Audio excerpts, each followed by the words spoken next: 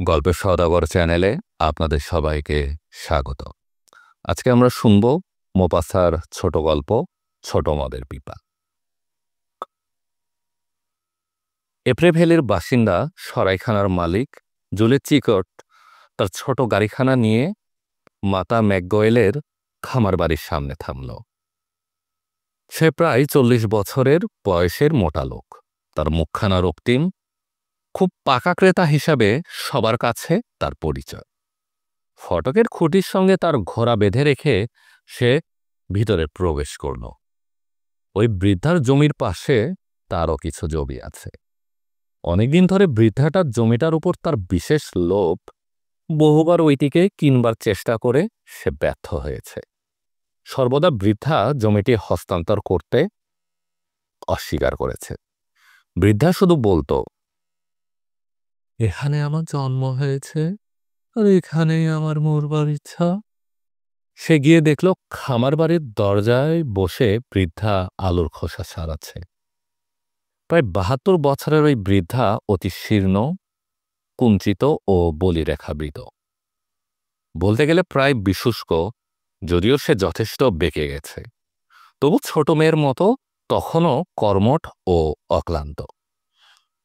খুব বন্ধুত্বপূর্ণভাবে চিকট তার পিঠে হাত রেখে স্পর্শ করে একটা টুলে তার কাছে গিয়ে বসল।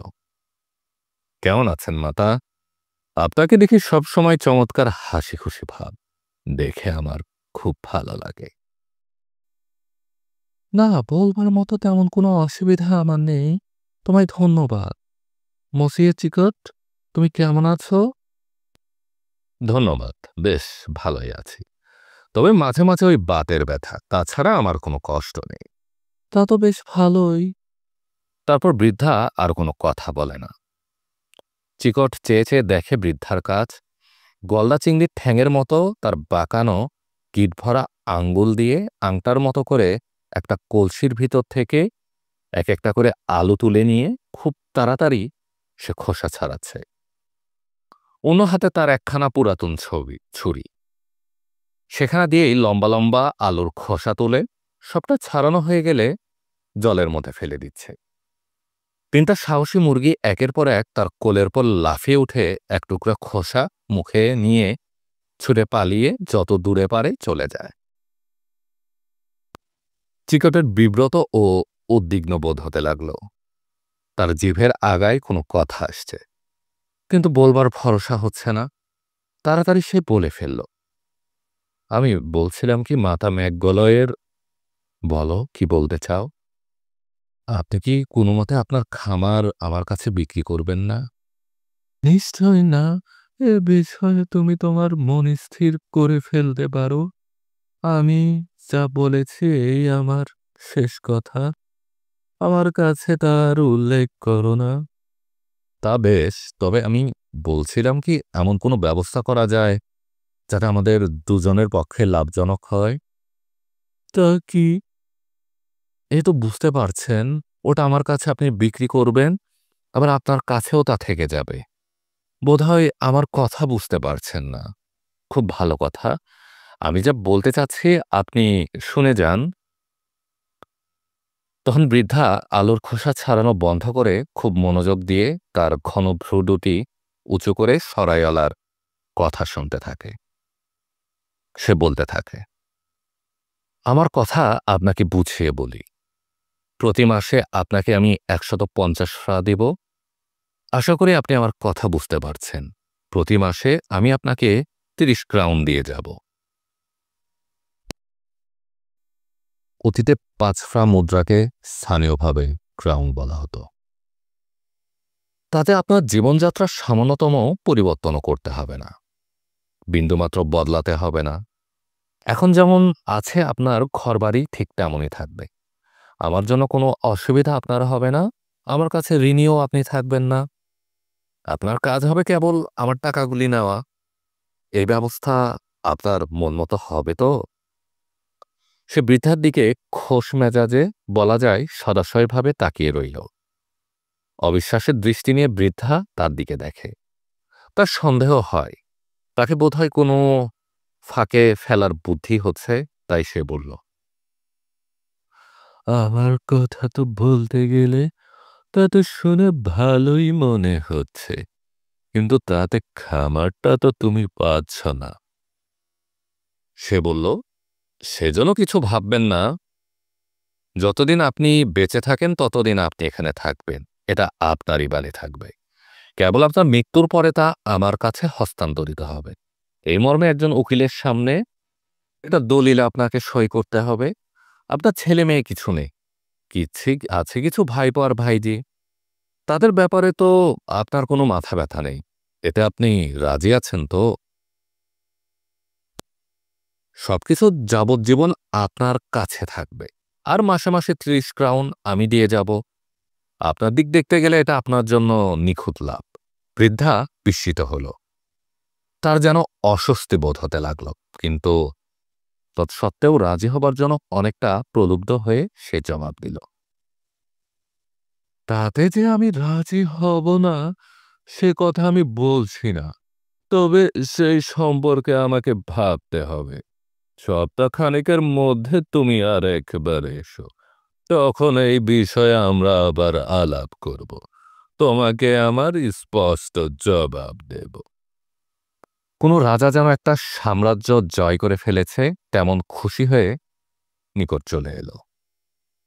মাতা ম্যাকগলের চিন্তিত হয়ে পড়া এবং সেই সারা রাত মোটেও ঘুমাতে পারল না। প্রকৃতপক্ষে ৪ দিন ধরে সে অতীব দোদুল্যমান অবস্থায় ছিল। বলতে গেলে সে যেন আভাস পাচ্ছিল ওই প্রস্তাবের অন্তরালে এমন কিছু আছে তার পক্ষে লাভজনক নয়। অন্যদিকে মাসে মাসে সেই ৩০টি ক্রাউন, তার অঙ্গরাখায় সেই মুদ্রাগুলির নিক্কণ, বলতে গেলে তার কোনো আয়েস ছাড়াই যেন ওইগুলো আকাশ থেকে পড়বে। সেই চিন্তায় মন অর্থ লোলুপতার ভরে গেল। সরকারি দলিল সম্পাদকের সঙ্গে দেখা করে বৃদ্ধা তাকে এই বিষয় বলল। সে বৃদ্ধাকে চিকটের প্রস্তাব গ্রহণ করতে বলল। তবে যেহেতু তার খামারের দাম সবচেয়ে কম ধরলেও ৬০,০০০ ফ্রা হবে, মাসিক ৩০ ক্রাউনের বদলে ৫০ ক্রাউন দাবি করার জন্য সে পরামর্শ দিল। সে বলল, তুমি যদি আরো ১৫ বছর বাঁচো তবে ওটির জন্য সে তোমাকে এর জন্য মাত্র ৪৫,০০০ ফ্রা দেবে। মাসিক ৫০ ক্রাউন পাওয়ার সম্ভাবনায় বৃদ্ধা আনন্দে কেঁপে ওঠে। কিন্তু তখনও কোনো ছলনার ভয় সে সদিগ্ন হয়ে থাকে। তাই ফিরে আসবার জন্য মন স্থির না করতে পেরে বৃদ্ধ ওই আইনজীবীকে অনেক প্রশ্ন করে সময় কাটায়। অবশেষে একখানা দলিলের খসড়া করার জন্য বৃদ্ধা তার যা কিছু নির্দেশ তা দিয়ে বাড়িতে ফিরে এলো। সে যেন ৪টি বড় বড় পাত্র আপেল সুরা পান করেছে, তেমনি করে তার মাথা দুলতে লাগল। চিকট যখন আবার বৃদ্ধার জবাব জানার জন্য এলো, তখন তাকে সম্মত করবার জন্য অনেক কথা বলতে হয়। বৃদ্ধা বলল, তার প্রস্তাব গ্রহণ করার জন্য সে তখনও মন স্থির করতে পারেনি, কিন্তু চিকট ৫০ ক্রাউন দিতে রাজি হয়ে যেতে পারে কিনা সেজন্য সে উৎকণ্ঠাপূর্ণ অবস্থায় কাটাতে থাকে। অবশেষে সে যখন বলল সেটা তার না পেলে চলবেই না, তখন বৃদ্ধা সেজন্য কত চায় তা বলে ফেলল। চিকটের চোখে মুখে বিস্ময় ও হতাশার ভাব ফুটে উঠল। সে দাবি প্রত্যাখ্যান করল। তারপর তাকে ভালো করে বোঝাবার জন্য বৃদ্ধা তার নিজের সম্ভাব্য জীবনসীমা সম্পর্কে বলতে থাকে। আমি নিশ্চয় আর ৫-৬ বছরের বেশি বাঁচব বলে মনে হয় না। এখন আমার বয়স ৭৩ বছর। আমার বয়স বিবেচনায় গায়ে আমার জোর আর পাই না। সেদিন সন্ধেবেলা আমার মনে হচ্ছিল আমি যেন মরতে যাচ্ছি। কোনো মতে হামাগুড়ি দিয়ে বিছানায় ঢুকেছিলাম। কিন্তু চিকটকে নরম করা গেল না। সে বলল, ঠিক ঠিক বলেছেন বুড়িমা। গির্জার গম্বুজের মতো আপনি শক্ত, তাই কমপক্ষে ১০০ বছর আপনি বেঁচে থাকবেন। আমাকে আপনি ভূতলশায়ী হতে দেখবেন। টাকার ব্যাপারে আলাপ আলোচনায় সারাদিন কেটে গেল। যেহেতু কোনো মতে বৃদ্ধা তার মত বদলাল না, ৫০ ক্রাউনেই জমিদারটি রাজি হল। দরদস্তর ঠিক করে চুক্তি সম্পাদনের জন্য বৃদ্ধা তারপর আরো ১০ ক্রাউনের জন্য পিড়াপিড়ি করতে লাগলো। 3 বছর কেটে গেল। ওই বৃদ্ধা মহিলার বয়স যেন একদিনের জন্যও বাড়েনি। চিকটের তখন হতাশা অবস্থা। তখন তার মনে হলো সে যেন 50 বছর ধরে পাওনা আদায় করে আসছে। সে যেন তার কাছে হেরে গেছে। তার যেন সর্বনাশ হতে চলেছে। তার উপর কেউ যেন টেক্কা দিয়েছে, যেমন করে জুলাই মাসের লোকে ফসল কাটা কখন শুরু করতে পারবে তা দেখবার জন্য যায়, তেমনিভাবে সে মাঝে মাঝে তার অর্থগ্রহীতার কাছে যায়। সব সময় চোখে মুখে এক ধূর্ত দৃষ্টি নিয়ে বৃদ্ধা তার সঙ্গে দেখা করে। দেখে মনে হবে তার উপর যেই কৌশল বৃদ্ধা প্রয়োগ করেছে সেজন্য তার সম্ভবত আত্মপ্রসাদ লাভ হচ্ছে। বৃদ্ধাকে এত ভালো হাসিখুশি দেখে সে আবার তার ছোট গাড়িখানায় তাড়াতাড়ি উঠে বসে এবং আপন মনে গজগজ করে, বুড়ো পাঁচি তোর কি মরণ নেই? কি করবে সে বুঝতে পারে না। বুড়িকে দেখলে তার একবার মনে হয় তাকে গলা টিপে মেরে ফেলে। কোনো লুণ্ঠিত কৃষকের মধ্যে যে ঘৃণা জাগে তেমন এক ভয়ানক দ্রুত ঘৃণার ভাব নিয়ে সে বৃদ্ধাকে দেখে। তেমন এক ভয়ানক দ্রুত ঘৃণার ভাব নিয়ে সে আবার ভাবতেও থাকে কি করে তার কাছ থেকে রেহাই পাওয়া যায়। সে তার উপায় খুঁজতে থাকে। একদিন সে আবার বৃদ্ধার সঙ্গে দেখা করতে গেল। প্রথম দিন 2 হাত কচলাতে কচলাতে যেমন করে বৃদ্ধার কাছে সে জমি কিনবার প্রস্তাব করেছিল তেমনভাবে কিছুক্ষণ কথাবার্তা সে বলল। যখন আপনি ইপরেলিভেতে থাকেন আপনি কেন আমার ওখানে একবারও গিয়ে মধ্যাহ্ন ভোজন করেন না? এ নিয়ে লোকে বলাবলি করছে। তারা বলছে আমাদের মধ্যে নাকি বন্ধুত্বপূর্ণ সম্পর্ক নেই। তা শুনে আমার দুঃখ লাগে। আপনি জানেন তাতে আপনার কোনো খরচ হবে না, কারণ মধ্যাহ্নভোজের খরচের কথা আমি ভাবি না। যখনই আপনার ইচ্ছা এসে পড়বে। আপনাকে পেলে আমি খুশি হব। এসব কথা বৃদ্ধা মাতা ম্যাগ গলয়কে 2 বার বলতে হয় না, কারণ একদিন বাদ দিয়ে তারপর দিন এমনিতেই তার নিজের লোক দ্বারা চালিত দ্বিচক্রযানে করে সেদিন হাটবার বলে তাকে শহর যেতে হবে। তাই বৃদ্ধা বিনা আপত্তিতে চলে গেল এবং তার গাড়িখানা চিকটের আস্তাবলে রেখে তার মধ্যাহ্ন ভোজনের নিমন্ত্রণে হাজির হল। সরাইওয়ালা তাকে দেখে খুব খুশি হয়ে তাকে রাজকন্যার মতো সমাদর করল। বৃদ্ধাকে সে খেতে দিল মুরগির রোস্ট, কাল পুডিং ভেড়ার পা, লোনা শুয়োর মাংস আর বাঁধাকপি। কিন্তু বৃদ্ধা একেবারে কিছুই না খাওয়ার মতো। সর্বদাই সে কম খায়। তার খানা হলো সাধারণত সামান্য ঝোল, 1 টুকরো মাখন রুটি। তা দেখে চিকট হতাশ হয়ে গেল। সে বৃদ্ধাকে আরো কিছু খাওয়ার জন্য অনুরোধ করল। বৃদ্ধা অস্বীকার করে। তাছাড়া সুরা কোনো মতেই সে পান করে না। তখন বৃদ্ধা কফি পর্যন্ত পান করতে চাইল না। তখন সে তাকে বলল, কিন্তু কয়েক ফোঁটা ব্র্যান্ডি অথবা অন্য কোনো ভালো সুরা পানে বোধহয় আপনার কোনো আপত্তি নেই। তা যদি বলো অবশ্য আমি তা ফিরিয়ে দেব বলে মনে হয় না। তা শুনে সে চেঁচিয়ে উঠল, রোজালি, সে অতি উৎকৃষ্ট, তুমি তা জানো। সে বিশেষ সেই ব্র্যান্ডিটা নিয়ে এসো। পরিচারিকাটি একটি লম্বা বোতল নিয়ে হাজির হলো। ওইটির মুখে কাগজের তৈরি দ্রাক্ষাপত্র দিয়ে মোড়ানো। সে বোতল থেকে 2টি পাত্র পূর্ণ করে বলল, এই যে খেয়ে দেখুন, দেখবেন এটা 1 নম্বরের। যাতে আনন্দ দীর্ঘস্থায়ী হয় সেজন্য বৃদ্ধা ধীরে ধীরে তাতে চুমুক দিয়ে তা পান করল। তারপর পাত্রটি তুলে তা থেকে সর্বশেষ বিন্দুটি পর্যন্ত পান করার পরে বৃদ্ধা বলল, হ্যাঁ, এটা তো সত্যি 1 নম্বরে।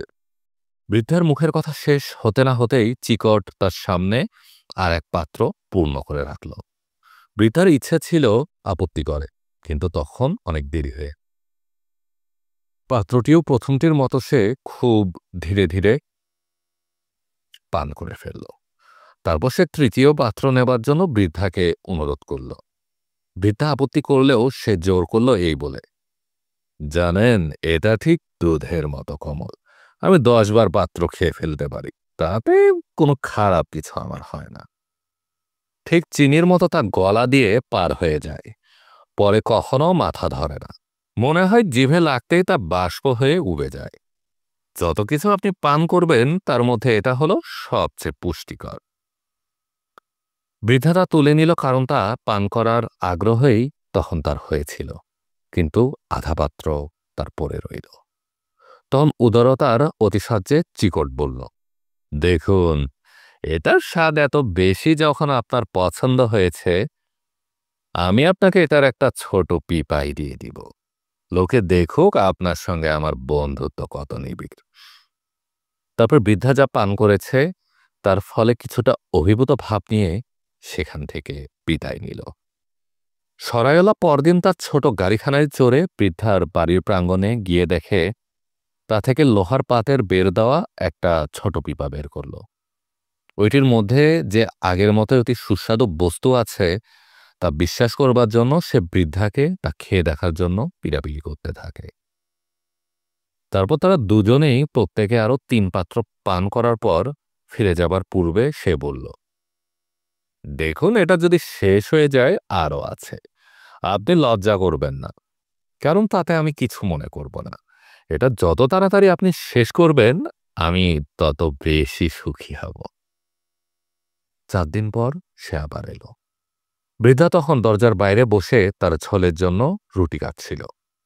সে বৃদ্ধার কাছাকাছি গিয়ে নিজের মুখখানা বৃদ্ধার মুখের কাছে নিয়ে ধরল, যাতে সে তার শ্বাসের গন্ধ পায়। যখন সে সুরার গন্ধ পায় তখন তার আনন্দ হলো। সে বলল, আশা করি আপনি আমাকে সেই বিশেষ সুরার 1 পাত্র খাওয়াবেন। তারপর তারা দুজনই 3 পাত্র করে পান করল। ক্রমে ক্রমে কানাঘুষায় রটে গেল যে মাতা ম্যাকগলয়ের একা একা বসে মদ খেয়েই মাতাল হয়ে যায়। ওটা তার অভ্যাসে পরিণত হয়েছে। কখনো রান্নাঘরে, তারপরে উঠা, পরে রাস্তা থেকে তাকে তুলে আনতে হয়েছে। প্রায় তাকে মাতাল অবস্থায় একটা কাষ্ঠখণ্ডের মতো বাড়িতে তুলে আনা হয়েছে। চিকট আর বৃদ্ধার কাছে যায় না। যখন লোকে বলে বৃদ্ধার সম্বন্ধে তার সঙ্গে আলাপ করত, চোখমুখে এক দুঃখের ভাব এনে সে বলতো, সত্যি, বৃদ্ধা তার এই বয়সে এমন করে মদ ধরবে, এটা খুব দুঃখের কথা। তবে লোক যখন বুড়ো হয়ে যায় তখন তার কোনো প্রতিকার করা যায় না। শেষ পর্যন্ত এটাই তার কাল হবে। প্রকৃতিই তাই নিয়ে এলো তার মরণ। পরের শীতে বৃদ্ধার মৃত্যু হল। বড়দিনের কাছাকাছি সময়ে সে অজ্ঞান হয়ে তুষারের ওপর পড়ে গিয়েছিল। পরদিন সকালবেলায় তাকে মৃত অবস্থায় পাওয়া গেল। তারপর চিকর যখন খামারটি দখল করার জন্য এলো, সে বলল, বৃদ্ধার এটা খুব বোকামি হয়েছে।